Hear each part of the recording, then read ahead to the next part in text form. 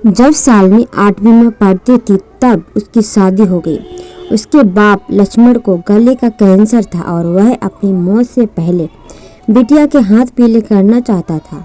सो उसने अपनी बेटी की शादी उससे उम्र में 16 साल बड़े सर्वेश से कर दी। शालिनी खुद 16 साल की थी और अपने से दुगनी उम्र के आदमी की लुगाई थी।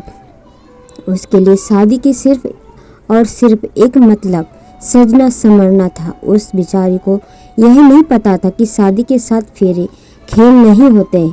वह तो सहेलियों के साथ लंगड़ी खेलने में परंपरागत लाली थी। उसने मायके की दहलीज लागते ही अपने बचपन को भी माँ के घर छोड़ दिया। उसने शादी के पहले कभी फिल्म नहीं देखी थी, पर ससुराल आते ही उसकी जिंदगी एक फिल्म बन गई। जब वह घर आई तो उसे पता चला वह अपने पति की दूसरी पत्नी है। वह पहले तो सबका गई कि उससे उसकी सास छोटी बहू क्यों कह रही है, जबकि उसका पति तो घर का इकलौता लड़का है। ससुराल में जाते ही घर रिश्तेदारों से भरा हुआ था। घर के कोने कोने में बच्चे के खेलने के या भाभीियों के चहकने के स्वर गूंज रहे थे। उन भाभीियों में से एक रिश्तेदार ऐसी थी जो बिल्कुल अलग नज़रों से शालिनी को देखती थी। उसकी नज़रें उसके शरीर के उभार को ऐसे देखती थी जैसे नज़रों से किसी लड़के ने कभी नहीं उसे देखा था। उसने उस घूरती आंखों को अपनी आंखों से गिनते ही अपनी नज़रें नीचे कर ली। उसने यही सीखा था कि धीरे धीरे घर से सारे रिश्तेदार अपना शगुन लेकर जाते रहे। बस वही ही एक महिला थी जो घर में जस की तस रही। एक दिन पति बिस्तर पर आकर अपनी बड़ी मूंछ और उभरी दाढ़ी उसके गाल से लगाने लगा। वह थी तो बच्ची जिस आदमी के साथ वह शादी करके आई है, जिस आदमी के नाम का मंगलसूत्र वह गले में पहने हुए है, जिस आदमी के घर पर उसके बिस्तर वह लाश सरी पड़ी है। उस लाश की आवाज़ एकदम से साड़ी संभालते हुए फूट पड़ी। वह बोली, आप मुझसे प्यार करते हो? पति सुनकर हंस पड़ा।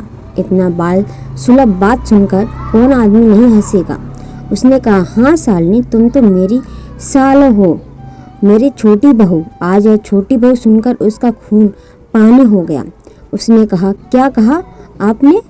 छोटी बहू क्या होता है यह? पति बोला, तुझे नहीं पता?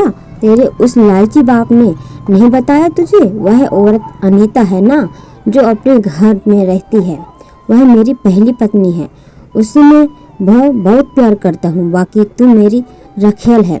रखेल वर बोली, अरे आपने मुझे शादी उससे धक्का देते हुए कहा, अरे नाटक था वह सब। तू बस मुझे बच्चा पैदा कर दे और फिर बड़े रहे घर के किसी भी कोने में। तेरे बाप ने पूरे 20,000 में मुझको बेचा है। 20,000 समझी? देख भी नहीं होंगे कभी तू। भिखारियों ने यह सुनकर शालिनी आज फूट फूट कर रो पड़ी। उसकी नज़र में आज वह सिर्फ एक रखेल बन गई, जिससे उसका पति सिर्फ बच्चा पैदा कराना चाहता था। उसका बाप उससे सिर्फ पैसा कमाना चाहता था। आज शालिनी की उम्र और अवस्था दोनों अधर हो चुकर गिर गए। उसकी आत्मा आज शरीर के अंदर खुद को कैद मान बैठी।